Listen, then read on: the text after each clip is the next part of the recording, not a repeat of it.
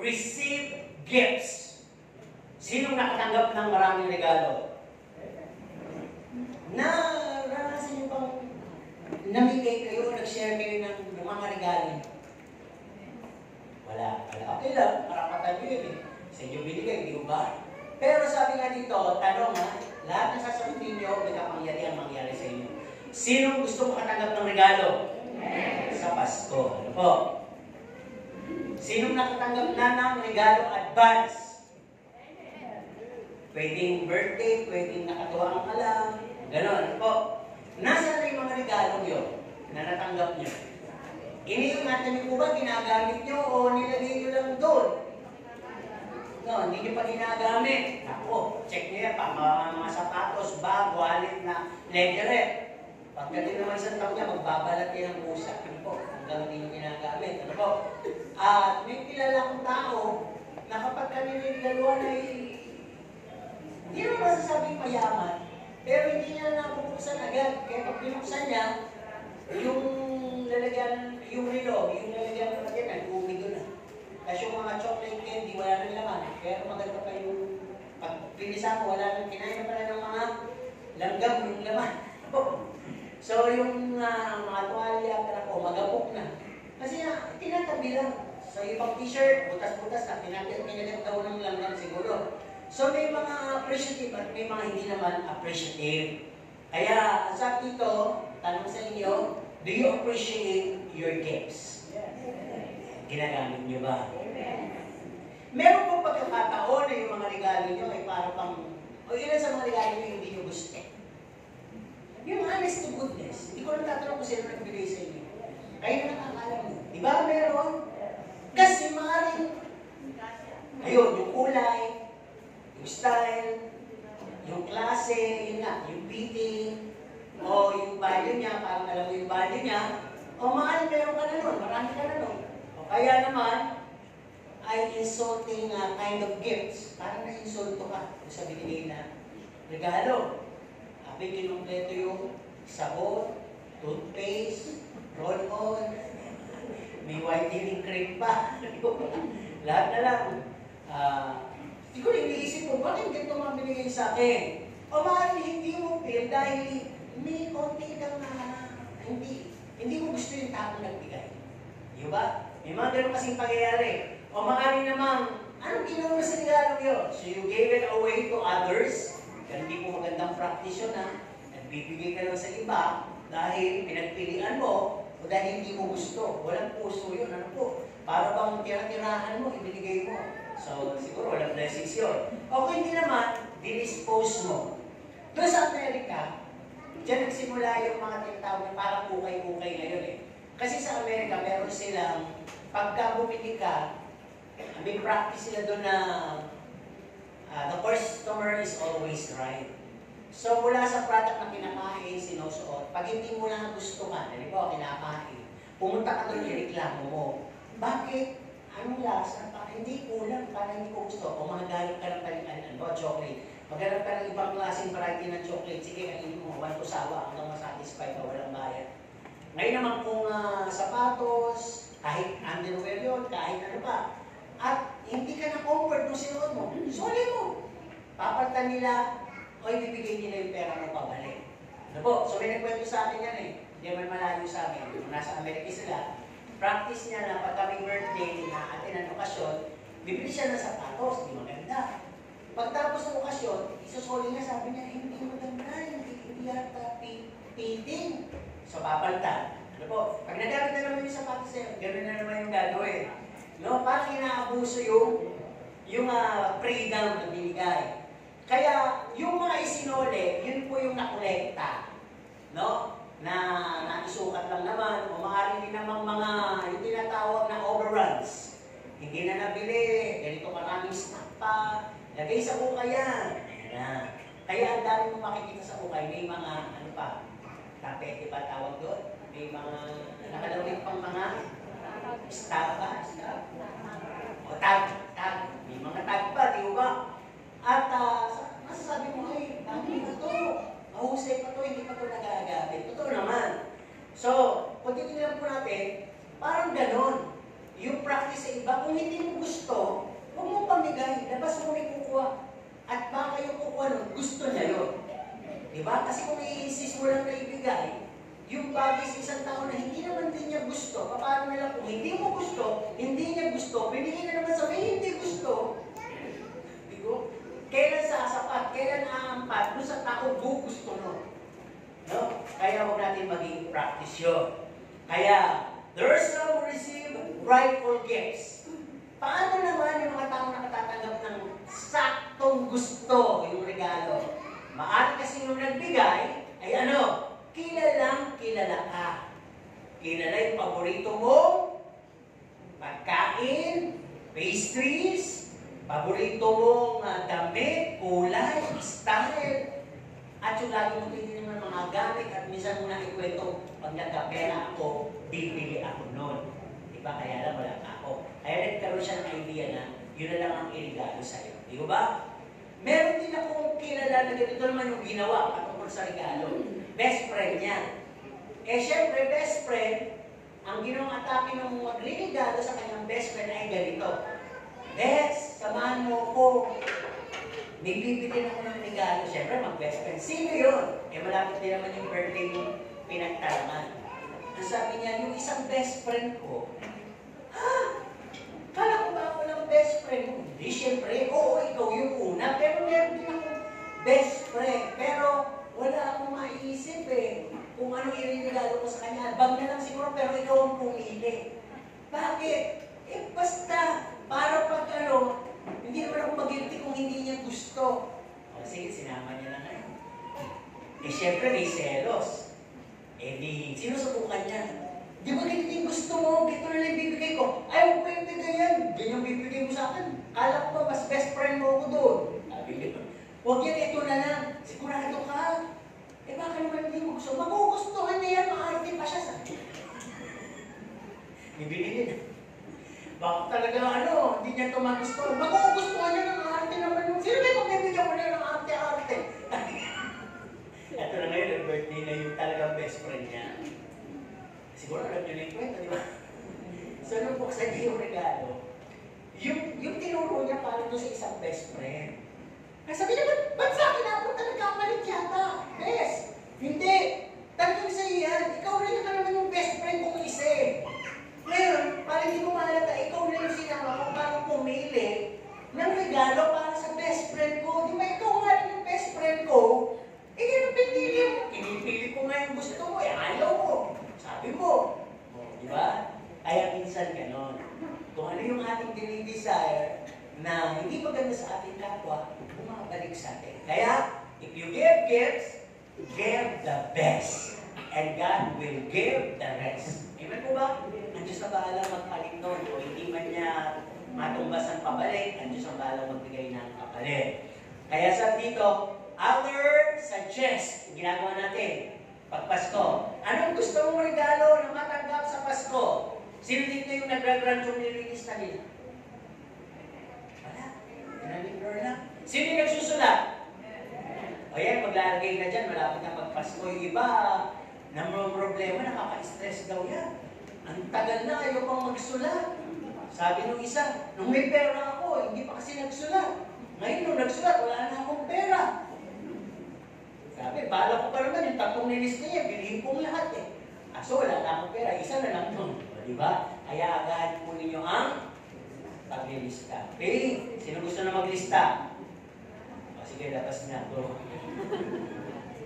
Sabi dito, regalo pinag-usapan. Yung tungkol naman sa Diyos, anong gusto niyo bigay ng Diyos sa inyo na regalo? Kayong mga taga dyan, anong gusto niyo regalo galing sa Diyos? Ay, nasa inyo na po yun.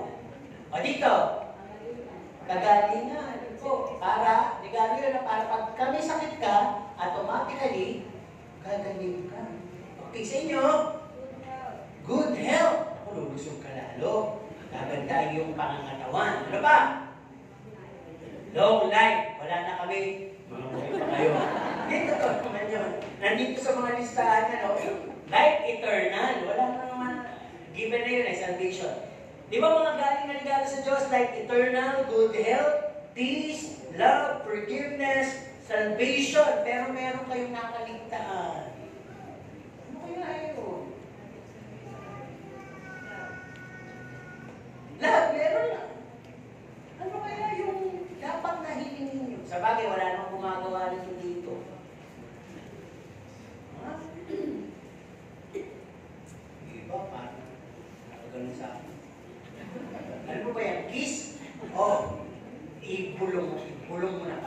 sabihin mo na. Huwag mo na, sabihin mo na. Okay. Ang hinahanap ko na hanapin mo ay gifts of the... Wala, hindi na rin alam. Saan mo nagaling yung gifts? Gifts of the Holy Spirit! Tanungin ko, sinong mayroong fruits of the Holy Spirit? Taas ang kamay. Sino walang gifts of the Holy Spirit? Kaya kayo ng tanong ko, ang inaanggap mo sagot, Amen. Kasi, pag inamin nyo yan, magde-desire kayo. Tama? Sabi ko kanina, kaya alam ko, halimbawa dito, pag meron ka na, ayaw mo na nun. Tama? Meron na ba kayo nun, mga gifts? O, tama, isinanin mo, wala meron. Dalawa. Iba wala. O, tama. Ilan yun? Siyam din yun eh. Diba? Siyam din. Okay. Bigyan naman muna natin yung talata. Makikita natin sa Romans 12, 6-11 and 1 Corinthians 12, 8-10. No? Parehong chapter sila, 12. Okay, babasahin natin. Ang sabi sa 1 Corinthians 12, 8-10, sapagkat sa isa sa pamagitan ng Espiritu ay binigay ang salita ng karunungan at ang sa iba ay ang salita ng kaalaman ayon din sa Espiritu.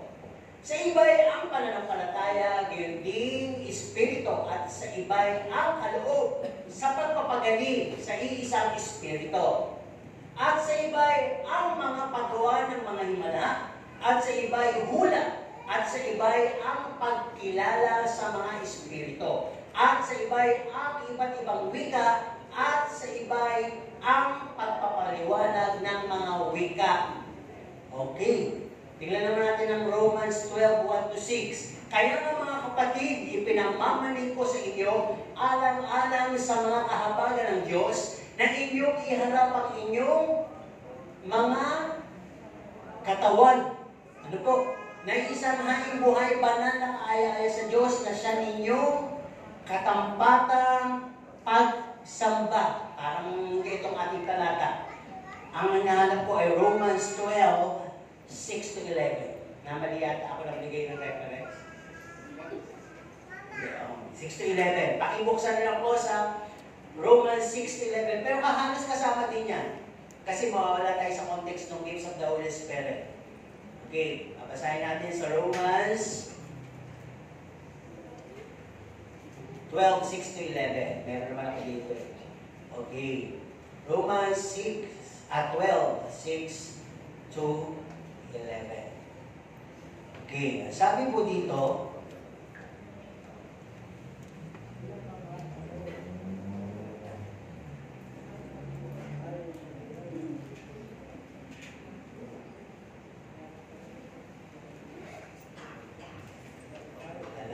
medyo maliit. Pakibasa nga nung nakakita. Lamang may mga kaloob na magkakaiba. Ayon sa biyaya na ibigay sa atin, kung hula, ay mga hula tayo ayon sa kasulatan ng ating pananampalataya. At kung ministeryo ay gagawin natin ang sa ating sarili, ating ministeryo, ang nagtuturo sa kanyang pagtuturo. O ang maara sa kanyang pag-aaral, ang nanibigay ay magbigay ng may magandang loob. Ang nagpupuno ay masikap at ang nahabag ay masaya.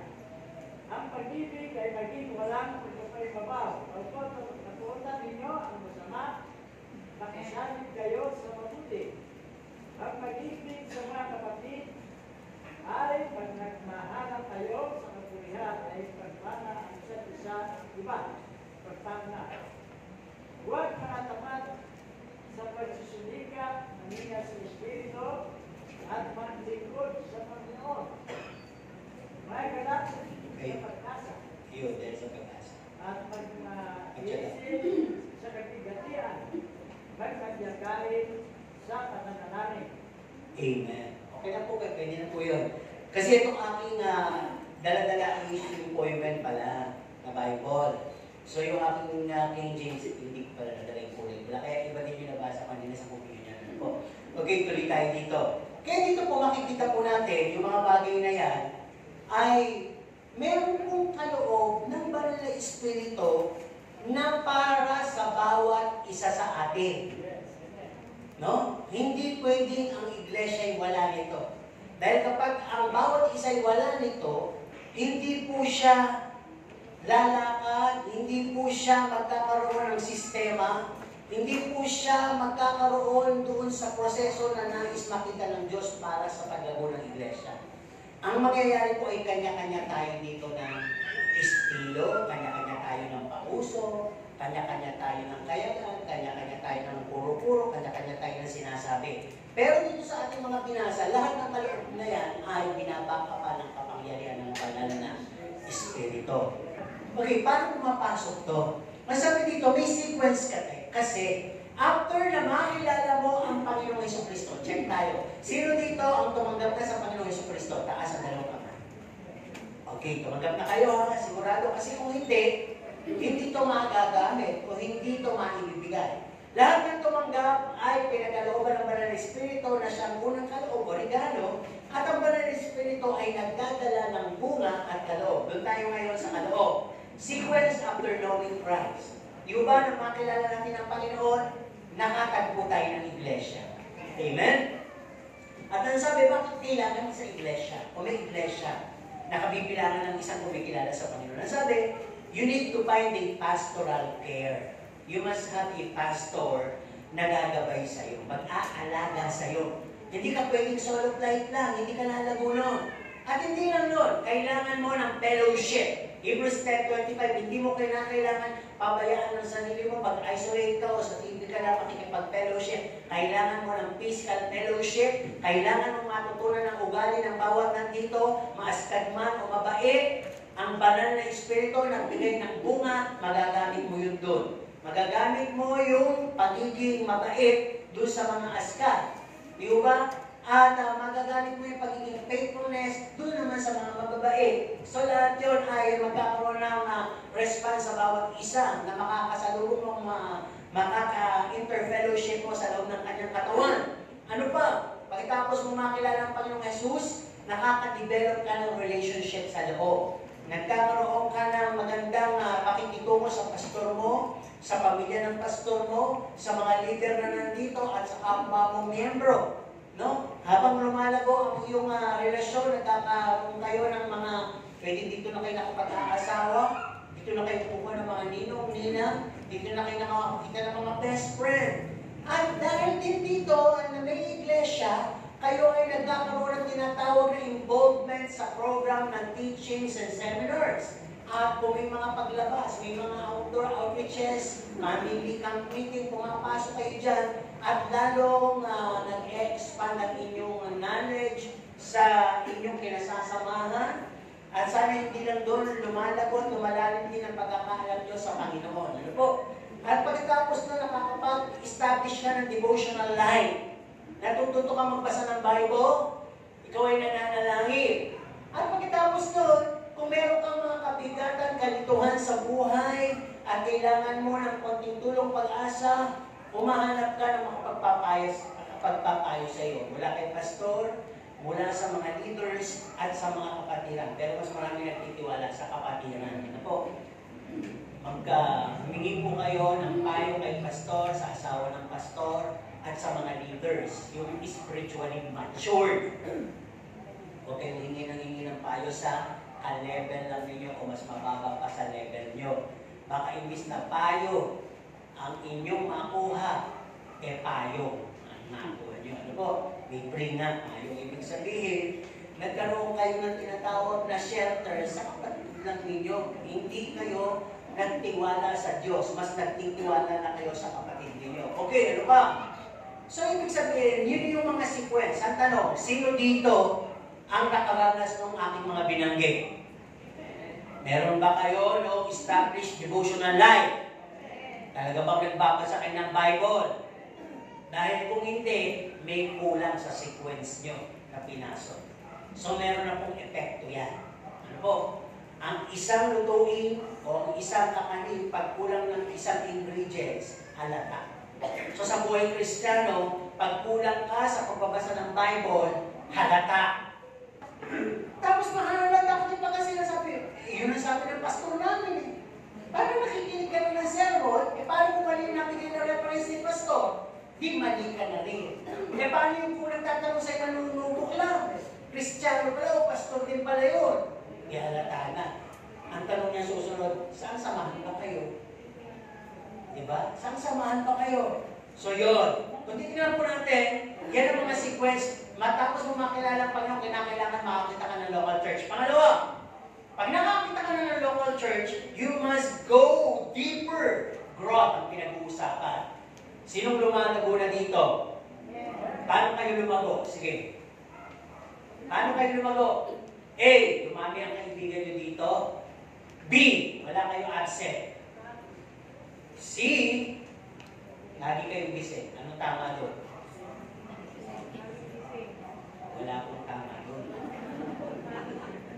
Given na po yun eh. Kaya kayo lumalago sa inyong pananampalataya ay dahil sa pakikinig at pakikinig ng salita ng Diyos. Susunod na lang din yung pagdalo mo ng Bible study, midweeks, no? May mga Sunday tayo na fellowship, minsan extended pa sa hapon. Ngayon, pagka napag-aralan mo ng lahat yun, lumalalim ka na, ang kasunod doon ay, be like Christ. You learn to imitate Him. You learn His beatitude, His ministry, narinig mo yun, pinag-aaralan dito. Yung preaching niya, na-convince ka, susunod ka ngayon. Kaya lalago ka. Ngayon, pagtapos ng Pine Local Church, going deeper, ano yung susunod kaya doon? Sa sequence na yun. You're gonna discover your ministry through the gifts given us. Ito na yung proseso. Wala minsan. Huminto na lang tayo hanggang doon sa pakikinig, pagpa-Bible study, at andun na lang para sa lobin lang natin yung Be Like Christ. Pero yung ma-discover yung ministry natin, hindi na po natin, yung iba na-discover. Pero mas marami yung wala, tulalay. Alam po niyo, yung nag-aantay na sa pagdating ng Panginoon, pero walang gifts na pinangahawakan. Walang empowerment sa kanyang buhay. Yan ang may paalala dito. Huwag kang mainggit doon sa maraming gifts. Ano po?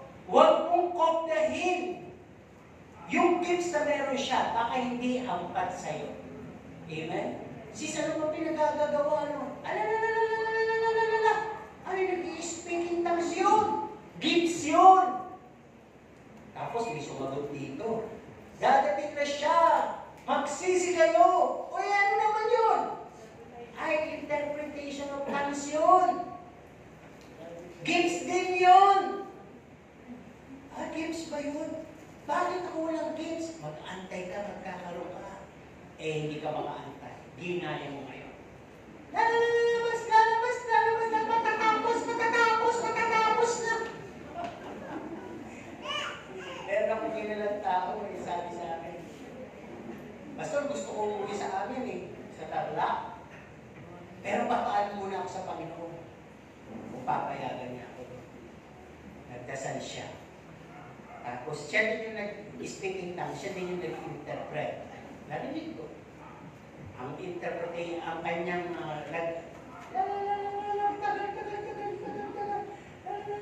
kaya maya-maya, ito na yung interpretation niya. Uwi! Bilis! Uwi! Ha?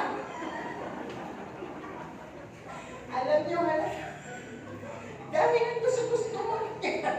Nandadala ka. Siyempre, pastor ako, may book discernment ako. Napagkilala ko. Hindi naman sa makilala. Sabi mo nga yung gifts na kahit ang amin na yan nakukopya yan yung bunga hindi. Pero yung nakukopya yan, Johnny Midnight nga nag-i-speaking tongues, Johnny Midnight. O ito, pag sinasabi ko iba tuloy, ay ayaw ko mag-speaking tongues, pag ayaw ko ng gifts, nagagaya naman pa ng demonyo pag ganyan ang salita mo, ikaw yung demonyo. Hindi mo magaya. May demonyo nagagaya. Di ba? Ganito sinasabi ng gayahin. Genuine paggaling sa Panginoon. Amen po ba? So, isa-isahin natin yan mamaya para ating maunawaan ano ba yung mga gifts na yan. Kaya sabi dito, bawat isa sa atin, binigyan niyan, 2 hanggang 3. Pwede pang lumagpas doon. Ano po? Upang magamit natin beneficial for ourselves at mostly sa mga kapatiran sa katawan ni Kristo. Kaya nga may gifts of healing dyan. May gifts of words of wisdom, knowledge, merong teaching, may preaching, mga gifts yan. Para magamit mo sa sarili mo at sa kapwa mo. At pa sabi dito, pag natuklasan mo na ang gift mo, excel and pursue. Pagpatuloy mo, galingan mo. At ang sabi, leave a legacy for those who follow you. And they'll look upon Jesus. At kahit sila mauuhaw, gusto rin nila magkaroon ng gifts, hihingi sila sa Panginoon. Amen po ba? At ang sabi dito, your gifts given you is a guaranteed empowered by the Holy Spirit. Pag itong gifts ay kine-carry out mo na, alam mo galing talaga sa Panginoon, wala po itong pagdudo sa sarili mong pakiramdam.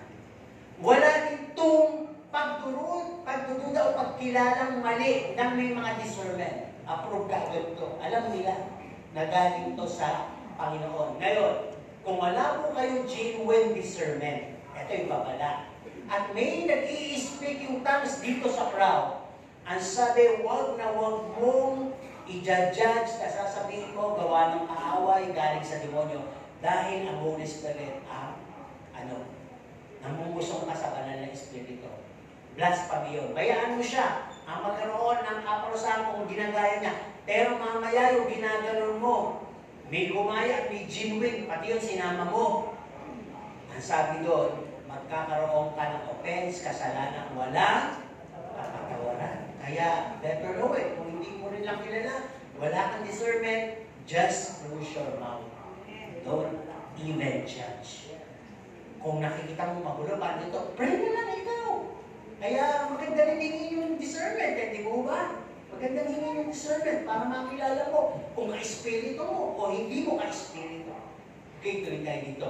Nililinaw natin para hindi tayo matakot at magkasama tayo sa gifts of the Holy Spirit.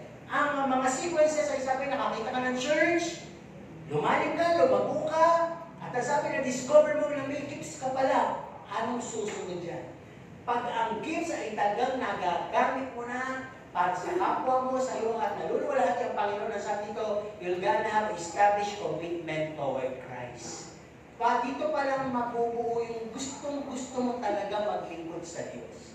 Di ba? Kasi may kasama ng empowerment eh. May kasama kalakasan, hindi ka na-exhaust, hindi ka napapagod, hindi ka na-pressure, hindi ka na-confuse, hindi ka na-deprave, hindi ka na-itatakwil, hindi ka na-reject.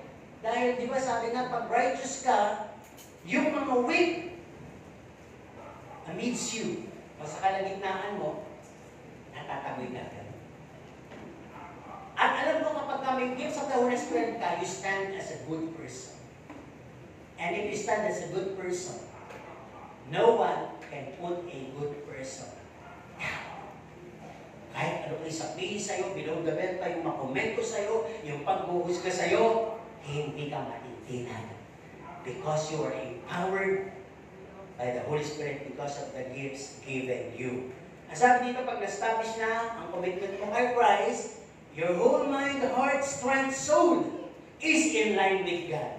Parang ang naiisip mo lagi tungkol sa Diyos. Ang laman ng puso mo, ang Diyos. Ang kalakasan mo, ang Diyos. Ang kaluluwa mo, nauuhaw sa Diyos. At ang buhay na binubuhay mo ay buhay ng Diyos. No? Kaya madali ka mag-decide wholly to follow Him. Pero pag undecided ka, sa mga simpleng tayo kung natin tumayo, tanggapin natin ang banal na Espiritu, parang ayaw mo. Tayo kung lahat, mag-aawitan, lumalaban ang Espiritu mo, galit ka sa nagpapakanta, nauueyan ka sa mga kumakanta. Ay, ayun po, wala kang bunga. Di ba? Kaya sabi dito, pagka ito established na, o establish na yung gift sa'yo, at committed ka na kay Christ, ang sabi, you'll have a mind being renewed daily. Sino yung nakaraan sa kanyang sarili na, hindi ka man ma-review ng iba, nire-review mo yung sarili mo. Tama yun. Maganda. Sino naman yung nakaranas na kahit ang sakit-sakit, kahit na below the belt, parang sa tulong ng Panginoon, nagkakaroon ka ng self-medication. Napapalagpas mo, mas nauunawaan mo na para bang, ano pa bang nakuha, pero Lord, kahit na paano, bless mo pa rin siya. Sino yung nakapanalangin na sa kanyang kaaway? Kasi di ba, puro tayo, Lord, ang dami umaway sa akin, binubuli ako, protectionan mo. Wala masama. Lord, ikaw na pumbala sa akin kaaway. Ano kaya yung laman ng context ng bahala nga sa akin ka ako eh? Ang Panginoon, yung kanyang prayer is talagang describe niya doon mabuti. No? May description na ang sabi niya, patawarin mo sila. Hindi nila alam yung kanilang ginagawa. Para wag laging kaugnay ito sa sinasabi natin, huwag kang magalit dyan. Hindi niya alam. Kaya niya ginagawa yun, may nakakubabaw sa kanya. Parang ganun. Kaya huwag kang magalit sa kanya, sa kapatid mong magagalit siya. Baka, hindi siya. Yung nakakubabaw sa kanya, ginagamit siya para tuksuhin ka. Eh, ikaw naman ito, bumibigay. Paano lang, wala akong views. Daya-daya ka, madadala ka, magagalit ka na rin. Kaya nga sabi dito, your mind is being renewed daily. Your mission is to seek the lost. Ang gusto mo hanapin yung mga nawawala kahit yung kaaway mo. Hindi yung matisod na sana yan, umalis dito. Hindi ganun. No? Ang sabi, your faith is the Word of God. Your mission, kanina sabi, is to seek the lost, to rescue, to save, and restore. Kasama na doon yung magkasundo kayo. Sino yung natutuwa yung makaaway niya dito? Wala na. Hindi naman na-amin. May mas matinding tanong yan. Sino yung natutuwa na yung kanilang mga naging katikisuran dito ay matagal ng patay?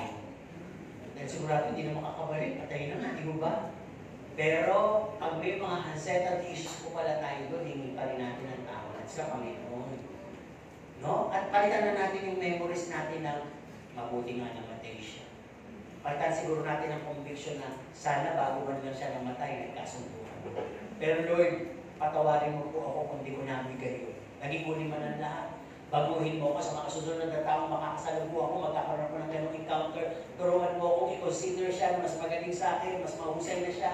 Huwag na po akong maglumaban, huwag na po akong magpatigas, para huwag na pong mangyari muli yung mga ganong bagay na may kinapupuutan, may dala-dala ako. Mas gusto kong piliin, ikaw ang aking pag-asa, ikaw ang aking kapayapaan, ikaw ang aking pag-ibig na hahabag ka sa akin. Tulungan mo rin po akong mahabag sa kanila. Alam po ninyo, part of the gifts, pagka ikaw ay mapagpatawad, napatawad ka ng Panginoon talaga.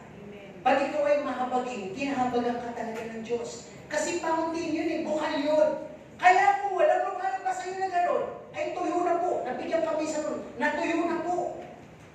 Bakit? Wala nyo nga kasi yung gifts. Ano po? Kaya naman ibinigay sa iyo yung gifts, but it will remain unboxed. Sino di ba uso kayo nag-unbox? Anong mga binili mong mahal? Pinakikita pa sa video yan. Lahat-lahat ito taga tinatanggal yung scotch tape. Kung lahat na naman, nagigil mo. Ate, di ba bukas nun? Di ba? Parang naman din sa iglesia, binigyan ka ng kaloob. Na-unbox mo na ba? Na-discover mo na ba? Na binibigay pala sa'yo ay word of wisdom dahil matalino ka. May karunungan ka, binibigay pala sa'yo ay passion of heart, yung maglilingkod ka, yung willing ka maglingkod, inspirado ka. Kahit hindi ka utusan, gusto mo maglingkod, gusto mo magbigay. Meron ka pala nun, pero hindi mo na discover. No? Dahil may ganyan ka. Gusto pala ng Panginoon na yung maging ano ka, interpreter of tongues. Pero hindi mo na discover. Ang ini-interpret mo maling chismis. Di ba? Kaya tingnan natin yan. May mga gifts pala na binigay sa atin, kung maaaring unbox pa rin. No? O nasa box pa rin, hindi pa natin na-unbox. Kaya sabi dito, your faith must be the Word of God. Your heart is for the compassion and love. Your ears is for listening. And, kung kinakanta natin, sabi ng isang preacher, na napakinggan ko sa revival ng Cathedral of Praise, sabi ito, maraming kanta that are bringing us into lives. Masarap kantahin, pero nagiging kasinungalingan dahil hindi natin practice yung context ng kanta. Halimbawa, hindi ko sinasabing na natin ito kakantahin, di ba? You are my all in all. Sinong nagagandaan sa kanta niya? Amen. Ano yung chorus niya? Jesus, Lamb of God, you are my all in all. You are my all in all. Ibig sabihin, lahat si Kristo. Meron ka na ba yan? Meron ka ba ng katagian ni Kristo? Nakikita mo ba yung nakikita ni Kristo? Naririnig mo ba yung naririnig ni Kristo? No? Lumalakad ka ba sa pinakamalayong narating na katulad ng nilakad ni Kristo? Inaabot niya. O nakikishare ka ba sa suffering na sinuffer ni Kristo? Yun yung mga dapat na tanggapin natin. May mga gifts naman, may mga fruits naman na makakatutulong sa atin. Kaya huwag natin isolate yung sarili natin at huwag tayong umiwas doon. Yun ang huhubog sa atin. Ang dami nagsasabi, ang hirap ng buhay. Hindi po gaganda kung wala yung hirap. Amen po ba? Sino gusto yung kanyang buhay puro kagandahan? Hindi yun na po. Magpasalamat, sino dito yung magsasabing ang ganda niya? Wala. At least honest. Diba? Kasi, pag sinabing kagandahan, hindi natin binubus yung physical na kagandahan.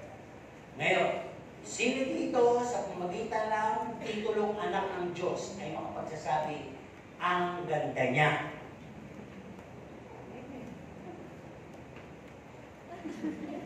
Ano ba? Huwag kasi kayo nanonood ng commercial ni Vice Ganda sa McDo. Ako yung tatanong, di ba? Malabo ko ba yung tanong ko? Inulit ko na nga eh. Ang pangalawang tanong ko is, sino naman dito, by His person speaking, at pwedeng i-claim, dahil anak siya ng Diyos, na sila ay magaganda? Amen! Namabato niyo siya. Ulit-ulit, di ba? Yung ganun ang buhos natin, magagandang anak ng Diyos. Di ba? Tama po ba? Pag ikaw ay gumaganap, namagampani ng Panginoon, ang ganda mo bilang anak ng Diyos. Kasi siguro yung tinuturing yung magandaan, yun yung standard ng mundo. Hindi na pinag-usapan. Kahit sa Bible, ang sinabi, ang magagandang paa. Nakita mo kung kayo ng magandang paa. Sige nga, anong itsura ng magandang paa? Malambot. Mabango. Maganda, may naka-pedicure. Diba? Walang amoy. No? Masarap haplusin. Paa pa lang, ulam na. O, di ba yung mga... Di ba di kasi? Di ba tingin gagawin sa akin? Mali-issue. Okay. Hindi po yun ang maganda. Sabi sa Bible. Ang magandang paa ay yung mga mukhang luya sa kakahayo. Di ba? How beautiful are the feet of them that goes to the hills and preach the word of God. Nasa Bible yun. Anong kaganda ng mga paa nila? Sila mga nagsisipunta sa bundok at tagahayag ng iyong mga salita. Ibig sabihin, di ba pag pupunta ka doon, magkakakadakahan yung nga eh. Lalakad ang paa mo at magmumukhang luya. Pero, sa mata ng Diyos, yun ang magagandang paa. Physical ba yun? Hindi. Spiritual yun. Ibig sabihin, maganda yung paa kasi pakinabang. Ako lang, makita ako ng magandang paa, pero hindi pakinabang. Ano yung pinakaupo sa wheelchair? Hindi talaga nadudumihan, naka-pedicure eh. Naka-cutics mo. Ganda. Kinis ang puti, kaya lang, hindi ka pansanan. Di ba? Preserve lang yung paa. Pero yung lumalakad at nagiging pakinabang dahil may gifts, yun yung maganda at katanggap. And kalabagi, pag-usapan na natin yung misunderstanding and neglection of a certain Christian. Tayo lahat po ito, ha? Hindi natin alam na binigyan tayo ng kaloob. Pero ito pala ay hindi natin naunawaan at napapabayaan lang natin. Okay. Matapos tayo maligtas, ito po yung mga pinagagawa lang natin. Dumadalo tayo ng church, pinag-usapan natin yan. Nagiging tayo aktibo. At sa tagal ng panahon, napapagod din naman tayo, papasok na yung trabaho, papasok na yung relasyon, papasok na yung commitment sa pamilya, papasok na yung kung ano-ano na magiging distraction ng relasyon mo sa Diyos, then you become self-doubt. Parang manak-anak lang ikaw makita. At dahil sa pagiging manak-anak ka, kahit naman yung malaman na napakasigla at kunti mo na lang didiligan, malalanta. Kaya ikaw ay manlalabig. No? Pangalawa, nakadevelop ka ng relationship sa katawan ni Kristo, kala mo aktibo ka, pero mas dumami ang mare, kumpare, boyfriend, girlfriend sa loob. Nadagdag mo ng mga kaaway. Diba sabi, your best enemy is your best friend. Oh, sakit yun. Pero hindi mo naging friend si pastor, yung mga leader, at yung mga mature dito sa loob. Mas nag-inay ka sa barkada. Mas active ka sa tawag ng barkada. Kaya nga pag may mga tawag, kasama ka ba? Hindi. Okay. Like, hard. Here for you. Naka-emoji ka kagad na gano'n eh. Di ba? Okay, ano pang susunod dito? Member for almost 3 to 4 decades. Sino dito yung 40 years na? Taas kayo ng kamay. Dumating ako dito. Sanggol pa lang dito na kayo. Pastor, Diwata. Okay, sino yung mga 40 years na? O, sige, kung hindi kayo aamin, kilala ko kayo. Pag hindi kayo mami, yung sampo yung pangalan niyo. Okay. Yung itong si Sister Nena, tagal-tagal nito, gawin taga-upo. Gusto niyo po ba gano'n? Hindi naman natin gagawin. Ito lang ang ibig ko sabihin. Yung iba dito, halos 4 na dekada na nandito, pero hindi pa rin nadidipay ng mission. Hindi pa rin nadidipay yung gifts na meron siya. Kaya pwede kang gamitin ng maging chismosa lang. Pwede kang magamit ng maging mapanira lang.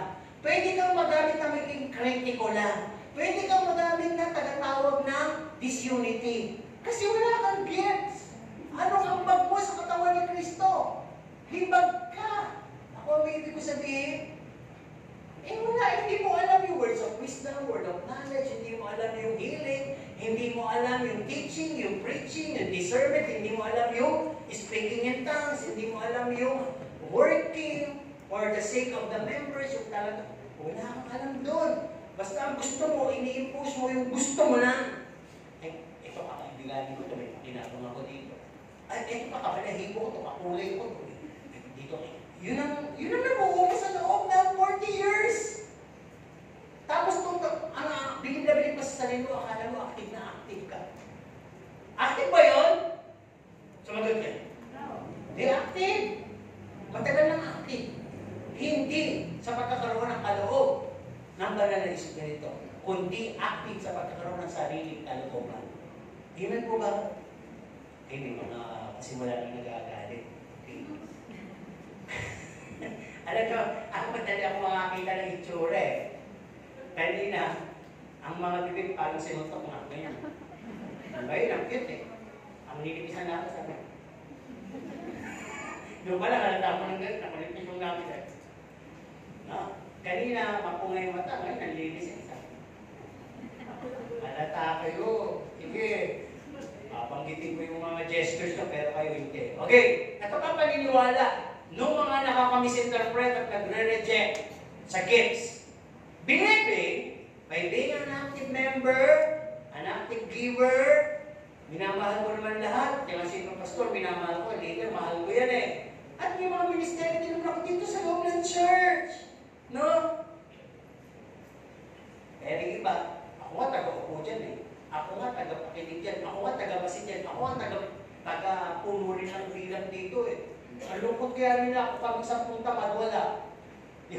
Parang yung mga ministry kasi yung gano'n eh. Pinakaupo ko dyan, ministry, makikinig ka, ministry yan. Di ba? Itong tulog, sleeping ministry din yan. Practice yan eh. Di ba? At pagka-practice mo yung ministry yan, isang araw, hindi pa lang sa harap, definition ng kanan. Di ba? Hindi nakatayo, kundi nakahiga. Okay? Mga ministry yan. Hindi namatay kay Kristo yun ha. Walang pakinabang yan. Sabi ang mamatay kay Kristo, pakinabang. Uy, kung namatay ka sa kakatulog, practice mo yun. Di ba? At pag yun ang naging kamatayan mo, baka buhay ka nang hindi makakatulog sa init. Tingnan mo ba? Dahil sa kaya mapupunta nun. Okay, ito ba? Akala kasi yung mga believers na gano'n, na ako'y active, mahal ko naman ang lahat, nagbibigyan naman ako ng malaki, no? May mga certain ministry ako, pwede na ako sa langit. Na gano'n lang kadali ba pumunta sa langit? Tanungin ko kayo. Madali bang pumunta sa langit? Siyempre, mahirap. Tama. Di ba, tinanong ko din sa mga patay, sino gusto pumunta sa langit? Wala. Wala gusto pumunta sa langit. O eto na lang yung chance para mapupunta sa langit. Itong tanong na to. Sino gusto pumunta sa langit? Amen. Pero mamamatay ka. Kaya mo isip. Sayang, hindi kasi kayo nagpapasa ng Bible eh. Sabi ng Panginoon, ako ang pagkabuhay na muli at buhay. Sino mang naniniwala sa akin ay mabubuhay pagkat siya'y mamatay. May assurance naman pala eh. Sino naniniwala kay Kristo? Amen. Sino isang bagong nilalang? Amen. Sino gustong mamatay? Amen. Ngayon, ang sasabihin ko lang naman, mamatay sa kasalanan. Amen po ba? Amen. Humiwalay sa kasalanan. Hindi na lang, nakunahan nyo ng amen, di ba? Sino naman ang gustong mamatay physically? Pero sa langit pupunta. Gusto may assurance sa langit. Pero dapat may gifts tayo. Para yung ating ginagawa kung nabubuhay pa, genuine pala. No? Tingnan natin mabuti. Paano na lang kung naniniwala ka nga sa mga binanggit ni Pastor, pero ikaw naman ay malakas pa, may kakayanan pa, no? Meron ka pang ma-influensya ka, madaldal ka pa, marami ka pang kaibigan, marami kang talento, marami kang kaalaman at may yaman ka. Di ba? Kasi iba ayaw maglipod dahil na under pressure sila, persecuted sila, may sakit sila, matanda na sila, o wala silang alam. Sige, skip natin yun. Si Lord na bahala sa mga ganong kadahilanan. Pero paano nga kung malakas ka pa?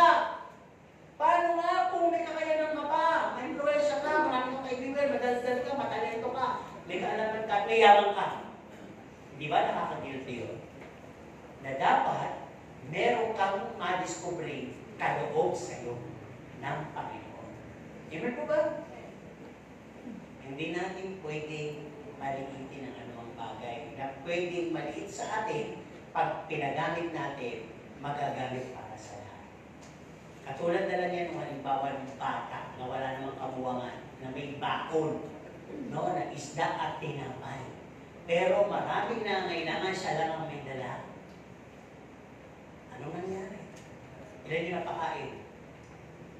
Doon sa kanyang bakol, 5,000 yung napakain. Tama. May sumobra pa. Kanina napunta. Sa bata, siyempre sa kanyang ugali. Kaya ganun yun.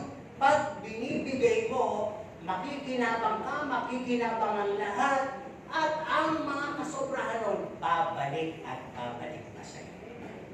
Kaya, explore natin to. Baka naman kasi ikaw ay marunong pala, may talento kang kumanta, may talento ka palang mag-share, may talento ka palang mangaral, may talento ka pala sa pagpapagaling. Papaliwanag natin mamaya, baka hindi mo lang natutuklasan.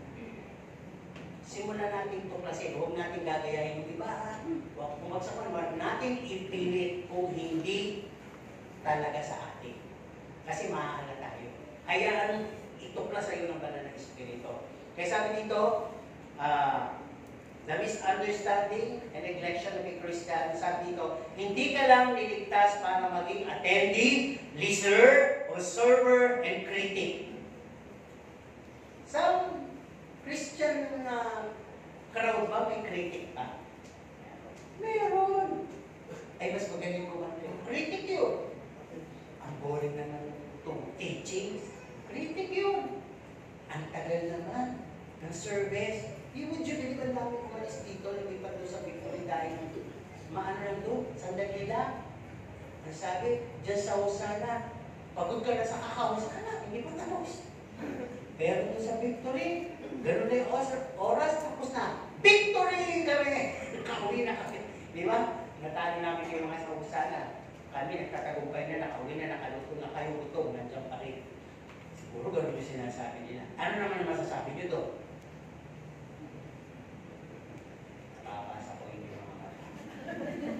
Parang gusto kong pumili ng Victoria kaysa Lucer. Go! Di ba? Tandaan nyo, pinag-usapan nyo, you spend your time not with your passport, but you spend your time with the presence of the Lord. In the presence of the Lord, there is joy. Oh, may joy forever. Where you want to enjoy? Ang sabi pa, I got joy down in my heart. Asan daw? Where? Sino nagbigay? Jesus gave it to me. And Satan tried to destroy it. Ayaw nyo tumigil sa kaka-destroy. Destroy. Na-destroy na kami.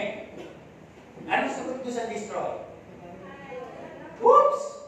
Ibig sabihin, muntik na. Sino yung tuluyan na destroy? Pag na-destroy po kayo at nasa presensya kayo ng Diyos, ang tawag doon, kaloka. Tama? Tingnan niyo yung mga katabi kung masisigla ka. They should have the joy. Basang-basa sa mata. Basang-basa sa aura. Diba? May lakas sa loob na tumatala. Tingnan niyo kung mga saliwa pa sila. Tinanggap na ninyo na pag-ibig ng Panginoon kanyang maga. Nandiyan pa ba? Ito'y laging saliwa bawat umaga at hanggang hapon pa at hanggang bukas pa. Kaya kung meron kayong pag-ibig ng Diyos, you always show a facial expression. Pakita nga yung ngiting, yung ngiting tama lang yun. Yung ngiting may presensya ng Panginoon. Sige nga, tingnan natin mga katabi. Uy, huwag yung nakakaloko ha. Parang may rapis, ano po? Sinabi may rapis, pakiting nga sa'yo. Dapat yung ngiting may presensya. Okay, yung ngiting ng mga pinagpala. Naman, ngiting pinagpala. Construction. Dapat pinagpala. Yung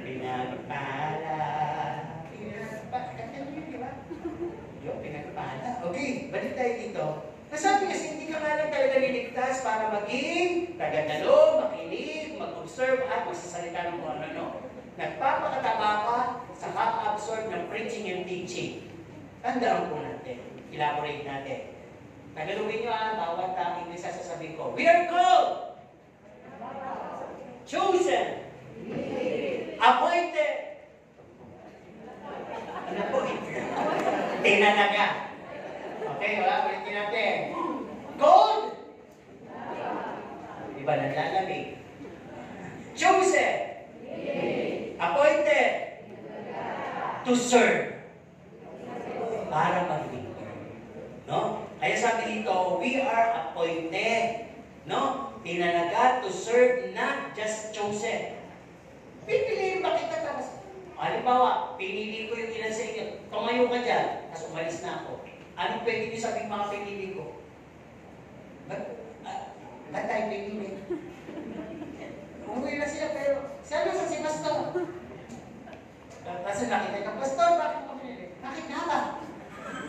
Tao yun. Pero ang Diyos, sabi dito, pag pinili kayo ng Diyos at itinalaga kayo ng Diyos, hindi huminto doon sa pinili. Ang sabi dito, because serving God is a serious matter. Ano daw? Serious. Ano bang ibig sabihin ng serious? Isa-isa natin. Sino yung mga nagliligaw? Ito, bawal na natin ito. Ito ba seryoso?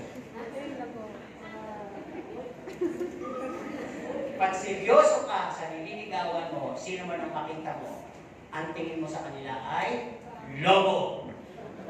Isa lang ang nakikita mo. Siya lang. Pero kung sinasabi mo, nakikita ko sa iyo yung aking nobya. Nakikita ko rin sa iyo yung aking nobya. Namimiss ko kasi siya. Loko. Walang ganun. Huwag kayong magpalusot, walang ganun. Kaya pag ikaw ay seryoso sa isang relasyon, kahit malayo ang relasyon mo, focus ka lang doon. Amen po ba? Preserve ka. Dahil yun ang mahal mo talaga.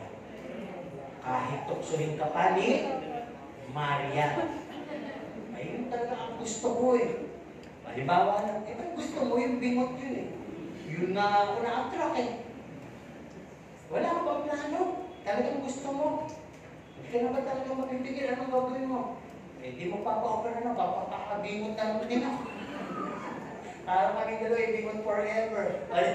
Parang, yun ang example ko, ibig sabihin mo, imposible bagay, gagawin mo dahil sa pagmamahal mo. Kasi ating halimbawa sinasabi dito ay seryoso. Seryoso ka ba sa paglilingkod mo? Tanungin mo yung inyong katabi. Teka lang ha. Teka lang.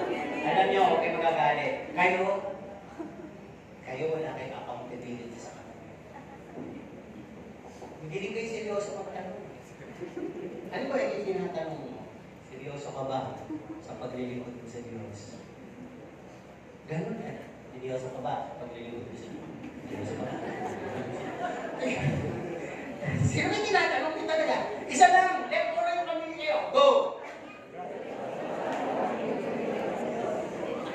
Eh, nakita na naman akong kalokohan. Sabi ko, seryoso ko sa paglilingkod. Ano yun? Nagtitinda ka kayo. Seryoso ka ba? Uy, hindi tayo nagbiguran dito kahit nakakatawa. Ito, ulit tingin tanong, pero ito lang. Di ka na magsisimula yung ano. Matidiscern niya. Kung kayo talaga isa Diyos, matidiscern niya. Kung seryoso. Pag hindi siya seryoso sa pakiramdam niyo, sabihin niyo, papanalangin kita yan, papanalangin kita na maging kang seryoso. Kaya niyo? Sabihin. O sige, go. Tanungin niyo ulit. Tingnan niyo sa mata mo kung tingnan niyo. Tingnan niyo yung mga katabi niyo. Go!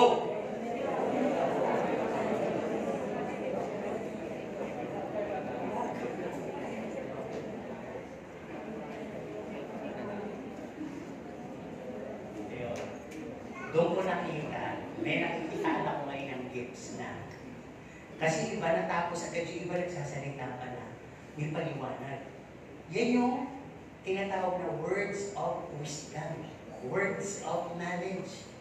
Hindi lang kayo nagre-relay na parang robot sa sinabing pastor, tanongin, yun lang talaga tinanong yun.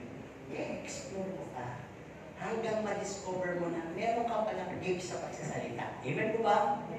Pero seryoso ko ka sa paglilingkod mo. Yakan mo, tabi mo muna yan. Pero mamaya may gagawin ko sa'yo. May natuklasan akong kwento. Ay, iba na po yun. Hindi po gifts yun. Ano po? Yun ang i-box nyo. Ibalot nyo yung ganong klaseng kaloob. Okay, tuloy tayo dito. Ang sabi kasi dito, seryosong matter po yun. Pag sinabi niyo sa Diyos, protection mo ako, Panginoon, tanggap pro protection ng Kanya, hindi siya nagbibiro. Tama po ba? Sino ang magpatunay na sa mga gawain ng Diyos sa buhay ninyo? Pamawakan niyo yun. Ang sabi kasi dito, we cannot serve God apart from Him. Pwede ba naglilingkod ka sa layo mo? Di ba parang ganito yan? Sabi ng Panginoon, o dali mo na, o yung manager ng restaurant, dali mo na yung order nila sa kanila. Doon, sa table. Kaya may mga doon, table 1. Para maglilingkod ka sa table 1, kaya wala ka sa isip. Ito yung order nila. Table? Table? Hindi. Eh. Sorry ko yung table na table na ito. Pwede nyo. Ano sabi? Sabi niya, hindi po yun ito. Sige po, ito po. Ang ibig ko lang sabihin, may pagkakamali ka. Hindi mo makikita yung direksyon na talagang galing sa Panginoon sapagkat yung gifts na meron ka ay hindi genuine. Ako, kasi hindi mo talaga tinanggap na may understanding. Para bang masabi mo lang na may gifts ka, masabi mo lang na waiter ka, masabi mo lang na may dala ka. Diba? Ngayon, sino? Ang tagal naman yung, sabi natin, ang tagal naman yung order namin. Punta sa manager, nasabi yung order namin, eh, kanina pa lalabas ah. Uy, saan mo nila yung order? Doon! Anong table yan? Ten! Di ba sabi ko sa table 1, tanggalin lang yung 0, 1. Nabibiloso ko ka pa. Diba? Parang gano'n, magpapalusot pa talaga tayo kahit alam na natin mali tayo. Okay, sabi dito, the servant of God doesn't depend on how or what kind of church he belong or she belong or how long he stay in the church. Hindi po palabasin yung tagal. Kaya pag sinabi may mga nauna at may nahuli, simple na paliwanag to. Matagal na una, wala pa rin discovery sa gifts. Wala pa rin function sa gifts. Hindi niya alam.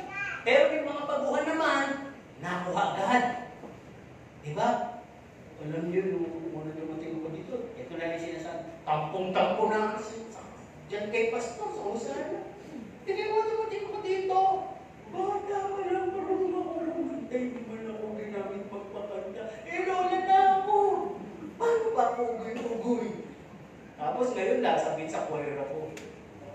Diba? Kasi nga, hindi na-discover, hindi na i-alay, at hindi na define mabuti yung gifts na meron siya. Okay, ang sabi na dito, true service is that you never leave Him sa paglilingkod. Kung naglilingkod ka sa Diyos, hindi ka ihiwalay sa Kanya. Katulad ni Paul, siya yung tulad sa dulos or love slave. Ang love slave ay tradisyonal na tawag sa mga alipin sa Israel. Noong unang panahon, kapag ikinaglingkod doon, nabang 7 years siya tayo, parang hindi bayad. Tapos palalayain ka na. Sige na, malaya ka na, nakapaglingkod ka ng 7 years. Desisyon ng servant yun. At kahit gusto pa siya ng amo niya, at kung ayaw niya na, alis na. Hanap na ng iba. Pero, pag bumalik ang servant, dahil nagustuhan niyo yung amo niya, at nakita niya mabait sa kanya, at gusto niyo maglingkod, ang condition ganito na. Hindi ka na servant. Love slave ka na. Dulos ka na. Pag-aari ka na namin. Kaya hindi ka na sesweldoan. Hindi ka na uutusan. Gagampanan mo na ng kusa ang lahat. Dahil hindi ka na katulong, kasambahay ka na. Ano sabi ng Panginoon? Ang aking mga tupa, kilala ang aking tinig. Kaibigan kita. Sabi ng Panginoon, kaya hindi ko nasasabihin sa iyo kung anong dapat mo gawin. Di ba may magaling sa Bible? Dahil aking binigay sa iyo ang mga sikreto. Nireveal ko sa iyo ang mga bagay na hindi pwede i-reveal sa iba. Diba? Kaya may mga parables na gano'n. Okay, tuloy tayo. Sa pangatlo, sabi dito, serving God. Ito na lang yung pinaka-conclusion dito sa ikalawang bahagi. Serving God is a result of God's grace. Kung nagpapatuloy ka sa paglilingkod sa Diyos, genuinely, biyaya po ng Diyos yan. Hindi yan sa galing ni Pastor, sa dami ng samahan natin, hindi po. Biyaya ng Diyos yan. Kung nai-inspire ka, sana hindi lang dahil sumasayaw ka ng ganda dahil nakikita mo sa crush mo. Hindi. Sumasayaw ka dahil biyaya ng Diyos yan. Kaya ganado ka. Tatlong bahagi. Pag-usapan na natin yung gifts para maunawaan nyo. Gifts of the Holy Spirit. Kaloob. Siyam to. Sabi dito sa English, word of wisdom, word of knowledge, gift of faith, gifts of healing, working miracles, prophecy, discerning spirit, speaking tongues, interpretation of tongues. Tatagulogin ko pa ba ako? Mas maliintindihan sa English. English na lang. Okay, kung sa po mga Amerikano. Okay. Sabi dito, these are the gifts given. No? At ang sabi din dito, na minsan ay nami-miss, na ne-neglect, na-imply ng Christian. Pagtatanong ako ulit, sino yung genuinely alam niya na may gift siya at nagagamit na ngayon? Sino naman yung parang nag-aasok lang na may gift siya? Yung mga hindi sumagot, dapat kayo naman sumagot. Okay? Yung hindi sasagot, sumagot sa pangalawang tanong ha. Sino yung mga nag-aasok? Oh. Like, ikaw din na nag-aasok ka lang. Yung mga sa palagay lang nila, may gift sila. Okay na sumagot. Sagot na po tayo. Oo. Sabihin lang natin. Yung tigas ng ulo. Kasi gusto kumain tuloy eh. Kasi mamaya, ikukulat ko. Matuto kasi niya, kahit sumagot ako, hindi naman pala, hindi ko lang nalinawan. Kaya pala hindi ako nakasagot. Yung pagpili ka pa rin masagot, totoo naman palang meron. Ay, totoo naman palang wala. Yun naman ang gusto kong ma-discover. Alam niyo, minsan yung mga amin, yun ang binibigyan. Di ba may mga bata, gusto mo ng candy dahil may friend. Ayaw po. Gano'n na pangatlong alit. Hindi ako bibigyan. Gusto mo ulit? Ayaw po. Ayun, ganun yung pastor, di ba? Tingnan natin ngayon. Ang sabi, no? Nakakalimutan natin siyang imply, nami-miss natin siya. Ang pakiram lang natin ay aktibo tayo. Tatanong ulit ako. Sino mga aktibo dito? Siyempre, lahat ng nakatingin sa atin, aktibo yan. Sino? Tayo ay church-goer. Sino mga church-goer dito? Well, mga baby, mga bro. Siyempre, hindi nga kayo sa loob ng church. O, di ba? Ngayon, nasabi, sino dito ang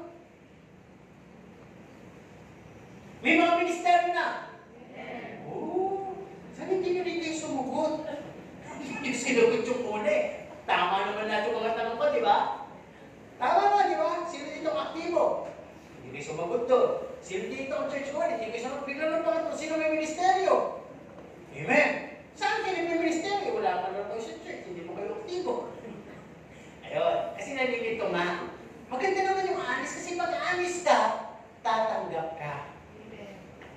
pag di ka alis, meron kang konting pride. Ayaw mo matuklasan na wala ka pala. Diba? Okay, tuloy tayo. Pag-usapan na natin. Number 1. Ang sabi, word of wisdom. Sino kaya meron nito? Ibig sabihin ito, kakayahang magsalita ng karunungan. Ibig sabihin dito, kapag ikaw ay matalinong tao, ikaw ay parang bang minsan given to eh. Sa dami na, lumaki ka sa mabuting pamilya, maka-Diyos ka, tapos nagbabasa ka pa ng Bible, iba yung karunungan meron ka.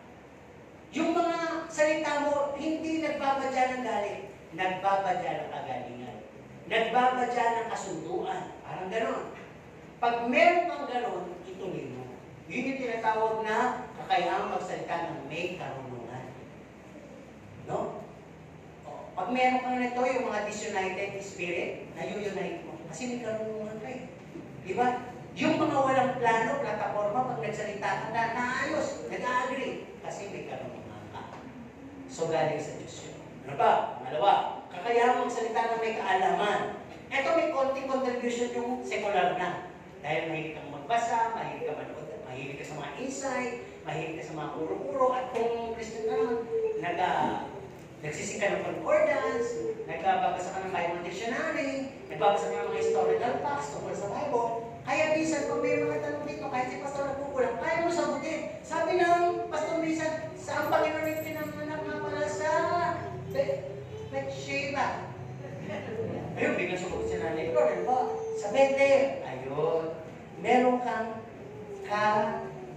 kaalaman. Dahil gathered. Tapos, patuloy ka nagba-Bible study, nag-bless siya. Para bang pag meron dito kakunting kakulangan, kaya mo itulay.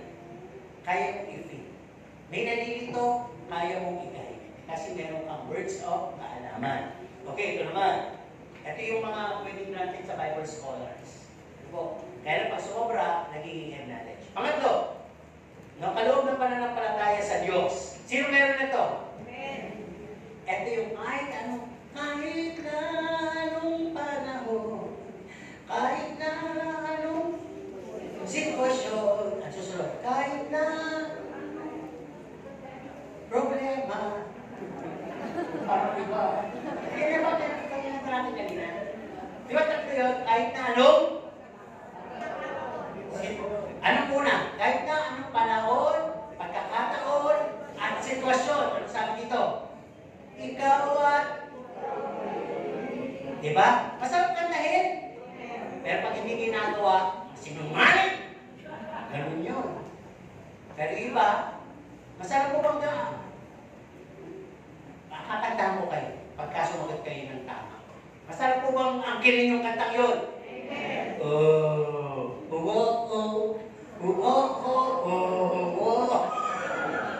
Kaya parang ganun yun. Parang may angkin tapos may parang pagkatanong. Tapos iba meron pa kami yung lalala kang katulad, lalala kang katulad, lalala nawala na. Oy, hindi ko ina-lista yung mga kanta. Parang pasok lang yun, parang medyo alam siguro. Etong pananampalataya, ito'y hindi literal ha. Dumaan man sa ilog, di ka malulunod. Dumaan man ako sa apoy, di ako. Bakit? Ayun. Sa lahat ng desisyon mo, pananaw mo, pag ang pinag-uusapan ng Diyos, walang makakaharap na sibat sa'yo. Tama po ba? Bakit sibat? Threat na. Goon ka pa rin. Sabi ng asawa mo, pag oras na lumabas ka sa bahay na to, hindi ka napapalik. Ang sasalubong sa'yo ay baril ko. May ganyan nangyari sa kababayan ng kanito. Tiliis siya ng asawa niya. Mag-overnight, makauwi, tiliis, nandun na siya sa labas. Nananalaki siya, hindi niya sinisi ang Diyos. Ang buti ng Diyos mo ilang panahon na stroke yung asawa. Naligtas naman, pero na-stroke kasi kapag namatay na. Kasi wala siya talagang kapangyarihan na, kakayanan na pagka-stroke niya, makapunta siya sa church. Pero bumait na, kinilala na ang Diyos. nakikinig na sa Bible study, gusto pa may pamamaraan, di ba? Nagaling sa Diyos. Ang ibig ko lang sabihin dito, tulad kanina, pag sinabi pro-protection ng kita, serious matter yun, pro-protection ng kita. Kaya yung faith mo, hindi nasasayang kung tinutukoy mo sa akin. Amen po ba? Yun yung gift of faith. Yung faith kasi natin hindi given yun na gift of faith. Yung pinagsusumikapan lang natin yung iba. Pero iba talaga may gift of faith. Pag sinabi gift of faith, anong sitwasyon, anong panahon, anong pagkakataon, talagang una sa'yo ang Diyos. Yun yung may gift of faith. Ano ba? Kapangyarihan bang pagaling? Sino dito ang marunong magpagaling? Paano? Saan mo makita niyo yung pag-pray nyo? Tapos ano ba, yung anak nyo, masakit ang ulo, hinilot-hilot nyo. Ano sabi ng commercial? Ang galing ng kamay ni Mama. Hinilot lang ako. Gumaling na ako. Vicks Vaporub.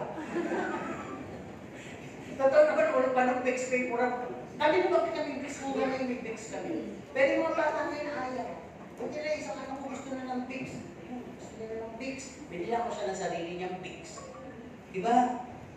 Nasaan ba yung Vicks ko? Baka sabi ko, sisinungaling ko eh. Oo. Diba? May Vicks. Dati kasi, masakit ipin mo, lagyan mo ng Vicks. Masakitan na lang mo na nilululo yung Vicks. Oo, totoo yun. May pasa, Vicks. Masakit ang ulo, Vicks. May sipon, Vicks sa likod, Vicks sa dibdib pala, sa dibdib. Ha? Makati ang tenga.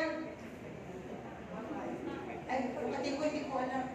Ay, wag! Kating ko, kating kaliya. Oo, katiyan.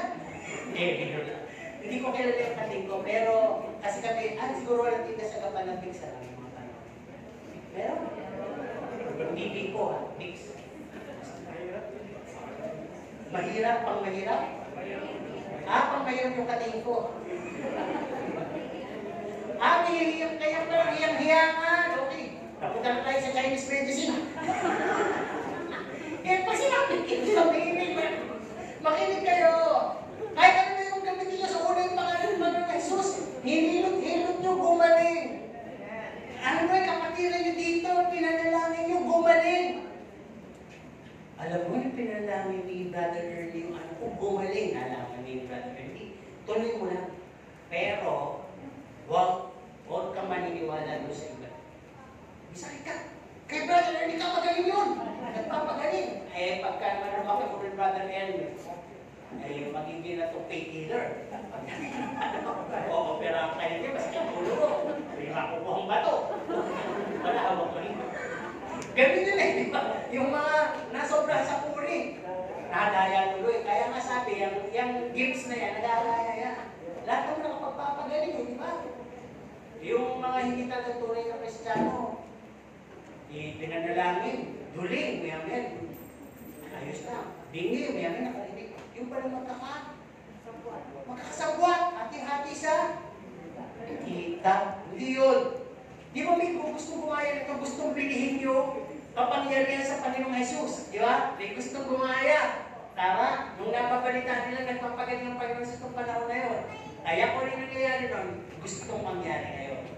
Sinong gusto na pagkalooban siya ng Panginoon ng tinatawag na gifts of healing? Nasa kamay. Tanong muna, kayo ba ay may pera? Una, pag ang tao walang pera, masakit ang ulo. Pagka nabigyan niyo ng pera, gagaling niya. Gifts of healing. Hindi, kayo ba may pera? Ayaw niyo ba magpatayo ng clinic? Bakit naman clinic, di ba? Gifts of healing di ba? Ay maraming pupunta. Pero hindi ko yun ang ibig ko sabihin. Ang ibig ko sabihin, pag may gifts of healing ka, si Pastor Ivan, mamamalay ka na yung pagbalik. May gifts of healing nga yun. Pagbalik, ang dami pa totoo. Pastor, nakakita ka na kumikisa, hindi mo muna yung pilamin. Pina na lang yung kutong ngayon Di ba? Ganun yung nakakatawang mga yung binamungutan, ganyan, nahimatay. Nung nilapitan ko yan, may nakuna na, tumayo na, umayos na yung pakiramdam. Ganun yung mga gifts of healing. Nangyari yan kay Pedro ba yun na dumaan sila, may kulang. Ay, may paralitiko, di ba? Na nangihingi ng pera. Nung ang bigayan, ginto, pilak, di ba? Ang sabi niya, ginto, pilak, wala ako. Pero meron akong ibibigay sa'yo. Gifts yun. Ano yun? Ano kaya binigay? Kapangyarihan. Sa pangalan ni Jesus sa taga Nazaret, inuutusan kita tumayo, lumakad at lumundag. Naniwala. Ano nangyari? Nangyari. So, ganun po yun. Pag kayo ay may heart of service, compassion, at wala kayong motibo sa ipagkakaloob na gift sa inyo na hiling, pwedeng magkaroon. Sa akin may mga nagsabi na pinalala ko pero hindi ko dinevelop yung ministry. Dahil pastor lang ako, ini-interest ko sa mga workers o panalangin. Pero yun po yung simula yun. Pag nananalangin kayo, kahit sa sarili nyo, gumaling. Meron kayong gifts of healing. Ang ilang gift sabihin, hindi lang din sa panalangin, sa ating sa paghihilot, at pwede din sa salita. Ha? Yung sa pagsasalita mo, palang gumagaling na. Meron akong halimbawa, hindi ito, extreme to. Sabi niya, mamamatay na yung kanyang asawa, hihingal na. Hoy! Sinasabi ko sa'yo, pag namatay ka, sasantalin kita! O kang mamatay sa pangalan ni Jesus, hindi nga namatay. Pero tama? Tama. Nalito na kayo. Tama kayo. Hindi naman kailangan ng malakas ang boses eh. Hindi naman kailangan ng kami kapangyarihan sa ganung pamamaraan. Simple lang sa pangalan ni Jesus, gagaling ka. Alam niyo, nung last concert natin, words of healing. Sabi sa akin ng asawa ko. Hindi ko sabi ko kasi para ko nadudula. Hindi ko alam yung ano. Wala talagang preparation. Humiga na ako pagtapos dito, humiga na. Parang ito sa sasawa. Kayo na lang, talagang hindi ko kaya. Kayo na. Pero hindi na ako pinansin. Nagpapapansin ako doon. Parang hindi ko kaya. Sabi lang niya, oh, baka ano na, tayo pa na. Saka na doon. Punta na tayo doon. Yun. Tinangawakan ko yun. Diba? Ilang beses din niya nilibyo ako na halos gusto ko nang bumigay. Pinag-train nila ako. Karamdam ko ng ginawa. Yun, pag mag-ilay mga ganun, may sa piling yun. Exercise na. Ngayon, pag kami mag-asawa na, kakaroon ng pakiramdaman. Ganun din ginagawa ko sa kanya, pinapanalangin ko siya. Para ma-exercise yung gifts na meron ka. Diba? O pasubok man sa'yo once in a while. Ay hindi mo maging, ang tawag dito, para bang expertise ka doon sa isang gift lang na yun. Para na sa'yo pag nanwalis na wala. O, bigla ka natulas, wala talagang available. Yung panalangin ko, lumakan mo ko, huwag po magkaroon ng damage ang aking mga buto-buto. Eh, parang walang dahilan lang. Hilig yun. Okay? So tuloy tayo. Kapangyarihan gumawa ng himala. Ano kaya yung himala? Sa pamagitan ng panalangin. Even po ba? Sino dito yung lagi yung mga imposibleng bagay nangyari yung posible? Yun, himala.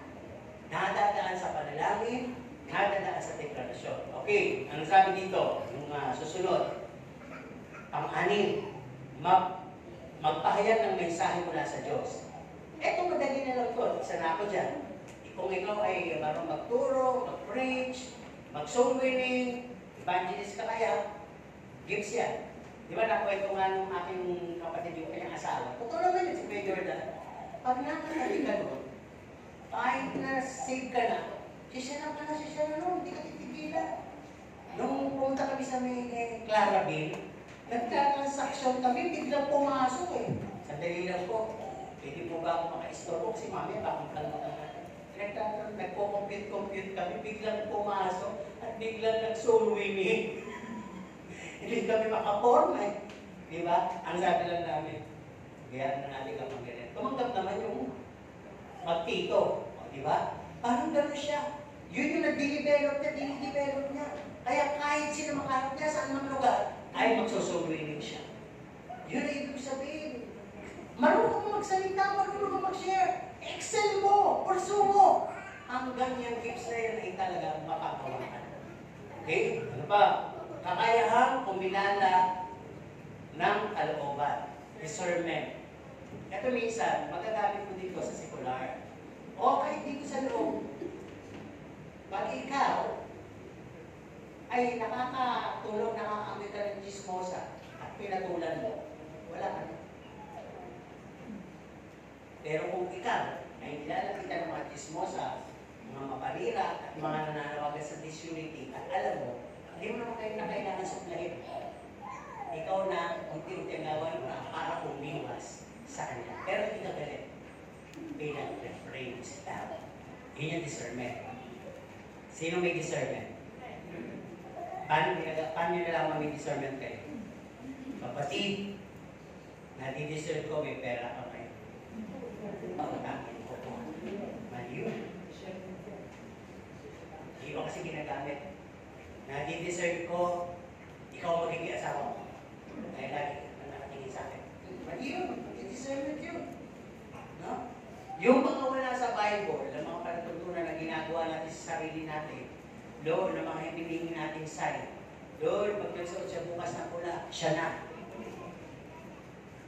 Mali mo naman pala. Di ba? Ang suot niya, bago siya pumunta, blue. Kaya lang, nasabi, napunit, nagkasikat, bumalik, nagsuot ng pula. Kaya talagang gusto niya blue. Hindi pa rin yun. No? Lord, di ba sabi sa Facebook, pag tumingin ka sa akin, walang gano'n. Pauso lang po yun. Di ba? Kasi kung ang Diyos ko, hindi ginagamit yun eh. Tumingin ka sa akin, ligtas ka. Hindi. Di ba? Tanggapin mo. Parang gano'n. Okay, tuloy tayo. Ang susunod na yung magsasalita ng wika. Sino dito yung may kaloob na magsasalita ng iba't ibang wika? Ba't tayo magsalita ng iba? Ang dami ko narinig. Pagka nagkakantaan tayo dito, ang dami ko. Tapos na yun, walang umaamin. Ulitin ko. Sino yung mga nagsasalita ng iba't ibang wika? Lahat kayo? Ang sabi ni ilan na magsasalita ng wika? Masarap pa magsalita ng iba't ibang wika? Hindi. Sabi nila, kahit isang pastor, bakit kung makakapanalangin naman ako ng nauunawaan? Bakit ako manalangin na hindi ko nauunawaan? Loko? Yung kasi mga ayaw ng Holy Spirit. Di ba? Pero nasa Bible yun eh. Lagyan lang natin ang tinatawag na kaayusan. Ang sabi din ng formation niya, may dalawa o tatlo sa kalagitnaan ng bulwagan ang magsasalita ng iba't ibang. Hindi ibig sabihin kung 5, 6 na nagsasalita, mali. Pag napakarami nagsasalita at walang kapahayagan, ibig sabihin praises lang yun. Pero pag nasunod yung 1, 2, 3 yung nagsasalita, dapat may sumunod na magpapaliwanag. Halos ka na yung dalawang ulit. Ano? Kaya lang isa na-observe ako, wala pa nagsasalita ng wika, pinagpapaliwanag. Malilim yun. Ay, hindi pala mali yun. Pero hindi yun nakakonect doon. Katang isip yun. Kasi pumasok bigla sa isip, sabihin mo. Halimbawa na, nagsasalita ko dito, bigla na lang may nagsalita dyan ng interpretation. Tama ba tawag interpretation? Wala pa tayo speaking tongues. Halimbawa, kumakanta pa lang tayo dito, biglang nagsalita ng tatapusin na, matagal na, tatapusin na, uwi na, tatapusin na. Interpretation ba yun? Halimbawa naman din sa sinabi, dadating na siya, maglingkod. Kahit walang kaloob. Tama ba yun? Hindi pa rin kasi wala pa naman. O kung sinabi lang, dadating na siya. Ngayon, hindi naman mali. Pero hindi natin alam, baka sa mabababaw, ay dadating na rin parcel ko. Ay dadating na daw si nanay mula sa ibang bansa. Ay dadating na daw yung magiging Christian ko. Kasi puro lang na rin sinabi mo. Di ba? So, wala na tayong sisihin doon. Ang sabi nga ni Pablo, ang gulo! Hindi paniwanag po siya dyan. Basahin ang Bible. Ang sabi niya, kung meron mang magaling dito, mag-speaking tongues ako yun. Pero hindi ko pinag-aamot. Ginagawa ko to sa aking pribadong oras. Kasi yan po pag-speaking tongues, yan po ay kalakasan. Yung kaluluwa, espiritu, dumadasal sa espiritu ng Diyos. Oo, yung hindi kaya sabihin mo nang ayaw mong aminin na ikaw ay masungit, madamo, yung espiritu mo umiyak eh. Alam mo yun, dala mo kasi yung kabigatan yun. Siya yung nagsasabi sa Diyos. Hindi mo nga na naiintindihan. Diba? Kasi sabi wala namang marunong malala. Romans 8, 29. 26 ba? 20. Pagkas ng 28 yun. O 26, whatever. Standard lang, pasahin sa Bible. Amen? Ang sabi doon, yung pananalangin may hibig na hindi makunawaan din. Nagdadasal yung Spirit. Kaya doon may process ha. Magkapa tayo magulog. May Spirit yung lang sa libaw niya. TikTok, TikTok, TikTok, TikTok, TikTok. TikTok lang yun. Diba? TikTok, English, TikTok, English. Labas na Tagalog. Diba?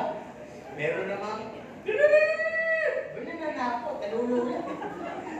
Iba, meron naman ako narinig eh.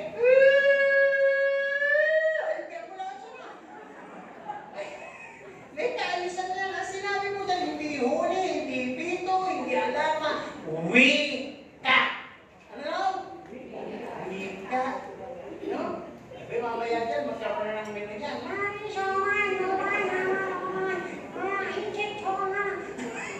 Eh pag gano'n nilolong ko na tayo, gutom na pala. Nakakaisip na ng mga kung ano ng pagkain. Di ba?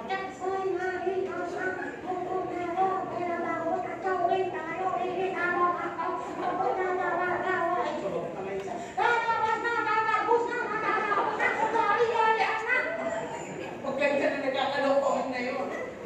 Pero huwag natin kasing gayahin. Amen? Genuine po yan. Okay? Napaliwanag ko naman medyo konting kapatawan. Conclusion na tayo. Dito tayo magtatapos. 1 Corinthians 12. Sabi sa verse 4, iba't ibang spiritual na kaloob, ngunit iisa. No? Iisa lamang ang espiritu may kaloob nito. Ang gusto na sabihin dito, isa na ang source niyan. Kaya hindi ito division, hindi galing sa kung kanino person. Galing lang sa Holy Spirit lahat yan. No? Kaya hindi pwedeng magkaibigan, hindi pwedeng magkagayan. Kung kayang bigyan to, kaya kang bigyan. Kung nagagawa yan, through the power of God, sa magagawa mo rin. Ganun yun. Verse 5, sabi, iba't iba ang paraan ng paglilingkod, di ba? Sinabi doon. Wala doon sa salita, hanggang doon sa speaking tongues, iba-iba. Himala, kung ano pa. Sabi, ngunit isa lamang ang Panginoong pinaglilingkuran. Lahat pala yun for the purpose na para sa kaluwalhatian ng Panginoon. Kaya hindi pwedeng mas magaling yun. Himala. Ay, mas matalino yan kasi po sa dikasa. Ayan, mahina, discernment lang yan. Walang ganun. Pantay-pantay yun. Okay, verse 6. Iba't ibang gawain, ngunit iisa lamang ang Diyos na kumikilos sa mga tao gumagawa niya po. Di ba? Kaya, ano ba, tayo may magkakaroon ba tayo ng competition dito? Magkakaroon ba tayo ng patanggugan dito? Hindi. Ang pwedeng gumawa nun, yung mga hindi nakakaranas nun. Di ba? Kaya, ang sabi, dito pa rin sa mga verses preceding, ito ay para sa kabubuti ng lahat. Bawat isa'y binigyan ng pagpapatunay na sa kanya, na nasa kanya ang banal na Espiritu. Ang linaw, di ba? Kaya pala ni gifts, pagpapatunay yan. Kaya huwag natin ipagkait sa ating mga ministeryo na meron na tayong bunga, meron pa tayong kaloob. That's sabi ito, living in the last days without the fruits and the gifts. Ito po yung pwedeng mangyari. Hindi tayo magtatapos. Pwede tayong madaya, pwede tayong lumamig, at pwedeng mawala ang relasyon natin sa Diyos.